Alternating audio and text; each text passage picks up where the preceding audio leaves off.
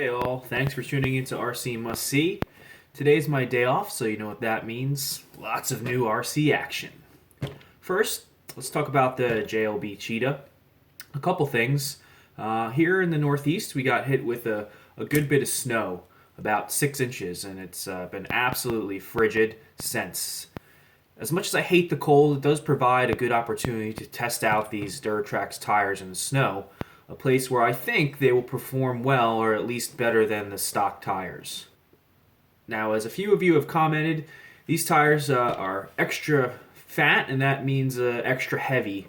And when you add the extra weight of the big 75 milliamp hour battery that I've been using, this thing is getting pretty pudgy. I have been noticing the motor seems to be getting pretty hot during use, and if I can help it, I want to keep it from burning out. So I went and bought myself this nice Integi twin cooling fan. Let's take a look here. You can see right there, pretty nice. Here is the product description if anyone is interested in possibly buying that.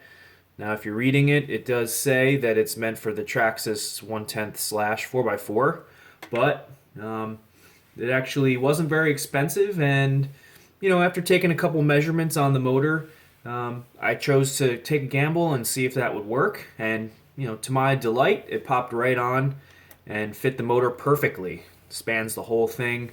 The Cheetah comes with a 4-channel receiver, so it was basically a plug and play, as they say. And so hopefully that will help lower the temperature of the motor and also prolong its life in general. Along with the fan, I also took a bit of time and drilled a couple holes strategically in the body here to help facilitate a bit of fresh air movement in the cab. So kind of right there by where the fans are sitting. A few up here in the scoop, pretty functional, and then a couple in the back just to let the air escape out of the back of the body. I don't know how much of a difference that'll make, but I think it will help, especially maybe in the hotter days. With the cold weather, won't be as big of an issue, but in the hot run days, I think that will just add that extra little bit of fresh air. When I drilled the holes, I didn't want to overdo it because if you do that, you're going to compromise the overall strength of the body, and that could lead to cracks when it takes an impact. And it still might, but the runtime will tell with that. One last note, during my last video, I was noticing, or at least hearing, some kind of body rub with these new big tires. And after inspecting the truck, I found the noise to actually be coming from the inside lugs of the front tires, rubbing the bumper. Kind of like right here. So not a ton of rub, but just enough to make that annoying sound when you're driving. So without really altering the look of the truck or the function of the bumper, I went ahead and just clipped off the end nubs, and hopefully that'll eliminate the noise I've been hearing when I use this tire. So it's still quite cold outside today, but let's get out there and put the old girl through her paces. Let's go.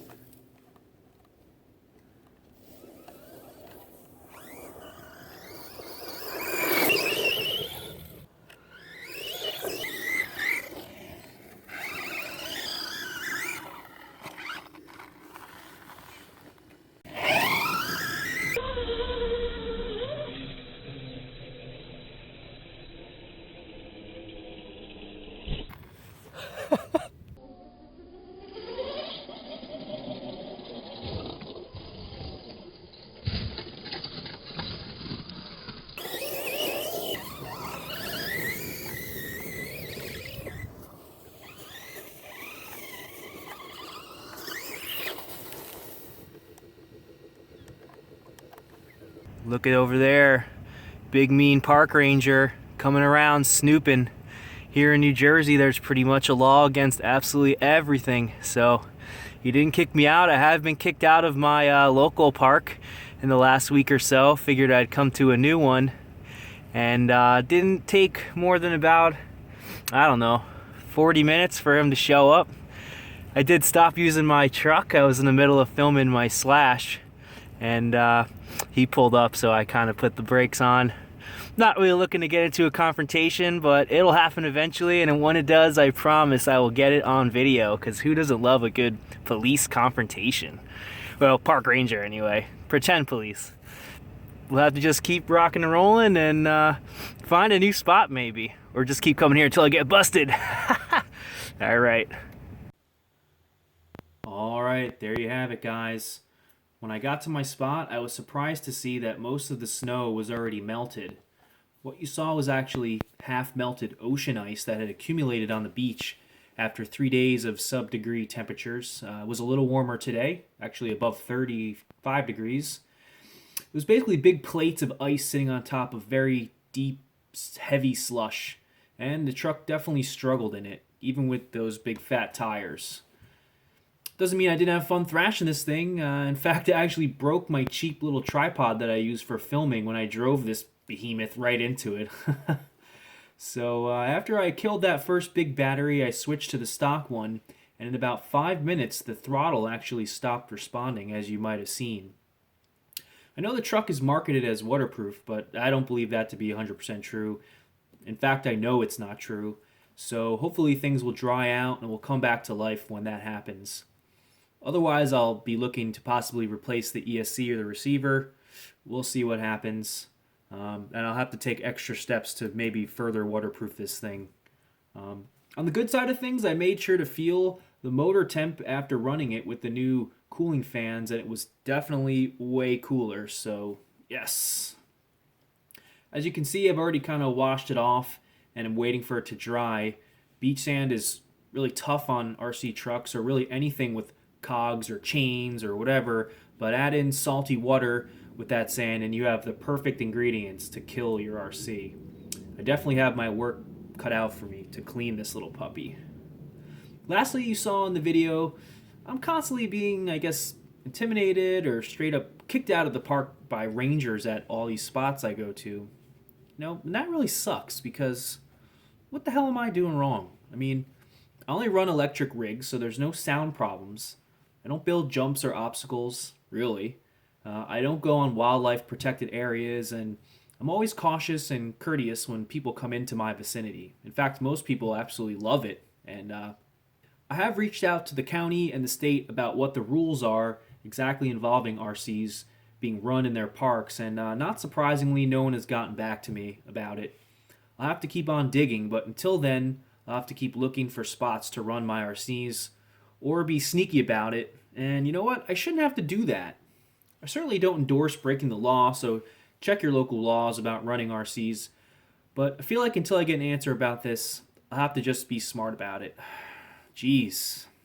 Now I know why DJ Medic at RC Adventures got his own property to run and film his RC stuff. Wouldn't that be awesome? Well, that's it for the Cheetah today. Hope you guys enjoyed the footage. Like and subscribe to my channel if you've not already done so. There's plenty more to come, and I will have more videos coming in the next 36 hours or so, as long as I don't get kicked out or arrested. I'll be using my other trucks. Thanks again for watching, and stay in the loop, and keep on driving those RCs. Cheers.